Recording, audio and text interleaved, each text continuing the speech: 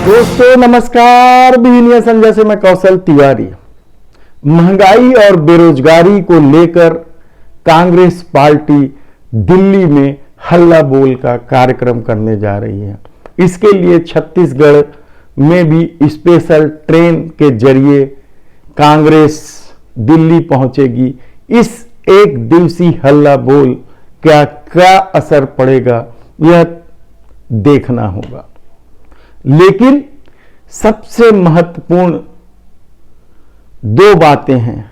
पहला, देश के प्रधानमंत्री ने कहा है कि भ्रष्टाचारियों के खिलाफ कार्रवाई करने से एक ढंग से नया राजनीतिक ध्रुवीकरण हुआ है।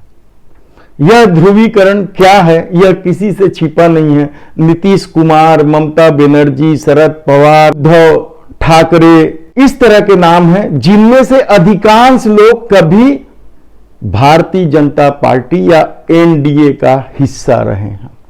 लेकिन राजनीतिक चाल या नरेंद्र मोदी, अमित शाह के ऑपरेशन मोसा ने सब कुछ छिन्न भिन्न कर दिया और अकाली, ममता, तमाम तरह के बहुत सारे दल हैं जो मोदी शाह के रवैये की वजह से भाजपा के विरोधी हो गए। हालांकि ममता बनर्जी ने कल संघ की तारीफ में कुछ कसीदे गढ़ दिए और कहा कि संघ में अभी भी अच्छे लोग हैं, वे भाजपा की तरह नहीं सोचते हैं। इसे लेकर विवाद हो रहा है, यह एक अलग बात है। लेकिन सबसे महत्वपूर्ण बात है भारत जोड़ो यात्रा। क्या कांग्रेस इस यात्रा से संवाद जोड़ पाएगी आम लोगों को, आम लोगों को समझा पाएगी? वह कहेगी जरूर।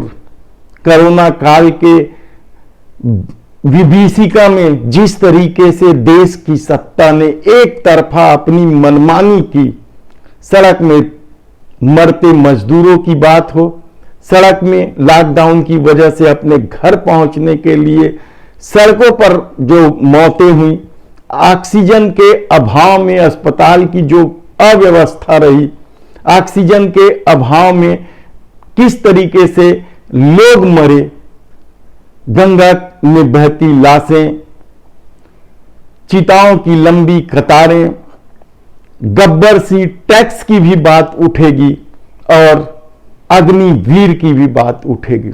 लेकिन ये तमाम बातों के बीच कांग्रेस के भीतर का जो विवाद है वह भी जनता जान रही है, देख रही है।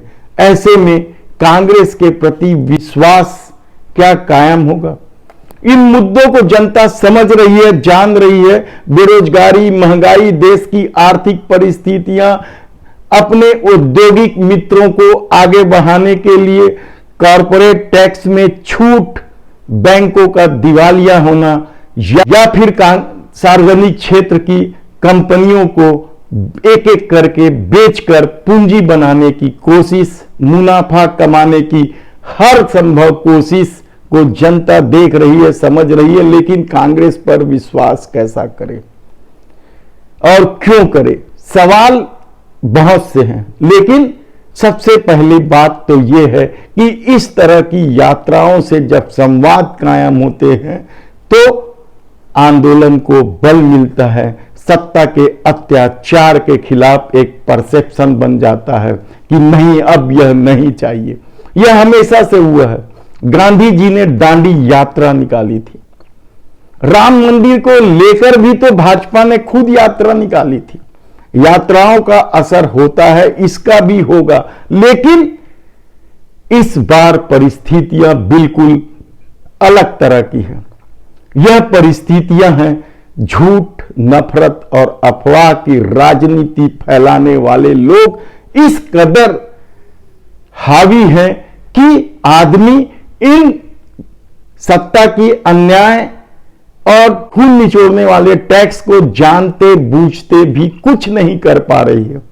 तब सबसे बड़ी चुनौती तो है यात्रा की। भारत जोड़ो जो यात्रा निकल रही है उसके लिए सबसे बड़ी चुनौती है इस देश की सामाजिक सौहार्द को कायम करना। क्या कांग्रेस इस पे सफल होगी? हालांकि कांग्रेस ने दावा किया है कि वह ज्यादा कुछ नहीं कहेगी, केवल लोगों की बातें सुनेगी, उसकी पीड़ा समझेगी और उस ढंग से आने वाले दिनों में इस यात्रा के बाद नए तरह की राजनीति की रूपरेखा करेंगे। सबसे बड़ी चुनौती इस देश में नफरत के जो बीज बोए गए हैं, एक वर्ग को नफरत के सहारे हर मामले में, चाहे राजनीति हो, बिजनेस हो, हर मामले में किनारे करने की कोशिश की गई है। क्या कांग्रेस उस सौहार्द को इस यात्रा से वापस लाएगी जो देश के विकास के लिए सामने खड़े थे? हर विपरीत परिस्थितियों में, मंदी का बदहाली दौड़ में भी यह देश नहीं डिगा था, तो उसकी वजह थी हमारी सामाजिक एकता। क्या कांग्रेस इसको वापस स्थापित कर पाएगी? ये सवाल सबसे बड़ा और महत्वपूर्ण सवाल है। 100 लोगों के टीम के साथ राहुल गांधी पद यात्रा करेंगे। रोज 25 से 30 किलोमीटर या 35 किलोमीटर की यह यात्रा होगी। लोगों से संवाद कायम होंगे। अब देखना है कि इन परिस्थितियों में कांग्रेस अपने को कैसे उभार पाती है, जबकि एक तरफ कांग्रेस के जो बड़े नेता हैं वे नेतृत्व की आलोचना करते बाहर निकल रहे हैं। दूसरी तरफ छत्तीसगढ़ के मुख्यमंत्री भूपेश बघेल ने एक बड़ा दांव खेल दिया है, जिससे कर्मचारी अधिकारी फेडरेशन बुरी तरीके से फंस गए हैं। कर्मचारी अधिकारी फेडरेशन डीए और एचआरए की मांग को लेकर अनिश्चितकालीन हड़ताल पर बैठे हैं। सत्ता ने दबाव की भी राजनीति की, वेतन काटने से लेकर सर्विस ब्रेक, कई तरह के आदेश भी निकाले और मुख्यमंत्री ने अपील भी की। इस सारे खेल में कर्मचारी अधिकारी फेडरेशन क्या बुरी तरीके से फंस गया?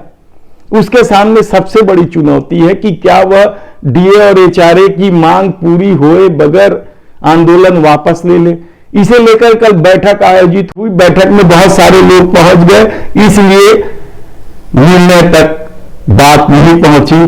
तब आज कोर ग्रुप की बैठक करने का निर्णय लिया गया है और इस बैठक में क्या कुछ होगा यह देखना समझना होगा, क्योंकि एक तरफ सत्ता का दबाव है अधिकारी कर्मचारी फेडरेशन के पदाधिकारियों पर, तो दूसरी तरफ वे कर्मचारियों के भी दबाव है जो बगैर मांग के आंदोलन वापस नहीं लेना चाहते हैं। आम आदमी पार्टी में चले गए कर्मचारी नेता विजय झा ने तो मुख्यमंत्री के ट्वीट का स्वागत करते हुए कहा कि बगैर चर्चा और बगैर मांग के कैसे आंदोलन वापस हो। इसी तरह के विचार और भी कई पदाधिकारियों के हैं। अब देखना है कि कोर ग्रुप क्या निर्णय लेती है, आंदोलन किस दिशा में जाता है, यह सबसे महत्वपूर्ण बात है। दूसरी तरफ नियमितीकरण की मांग को लेकर वन कर्मी लगातार आंदोलन कर रहे हैं। कल उन लोगों ने भीख मांगी थी, उसके बाद उससे पहले काली पट्टी लगाई थी। क्रमिक भूख हड़ताल उनका जारी है। रोज 10 सदस्य भूख हड़ताल पर बैठ रहे हैं।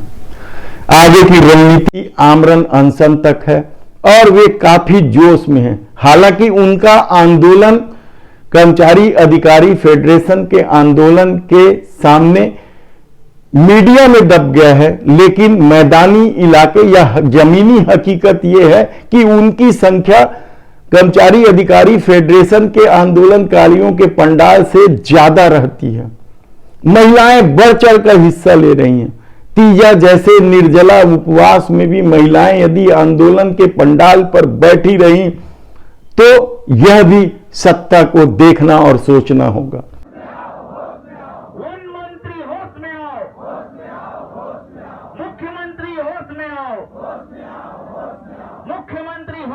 क्योंकि छत्तीसगढ़ी संस्कृति को लेकर भूपेश सरकार जिस तरह का काम कर रही है या दावा कर रही है, वह त्योहारों में आंदोलनकारियों को यदि राहत नहीं दे पा रही है तो फिर इस तरह के काम का क्या मतलब होगा।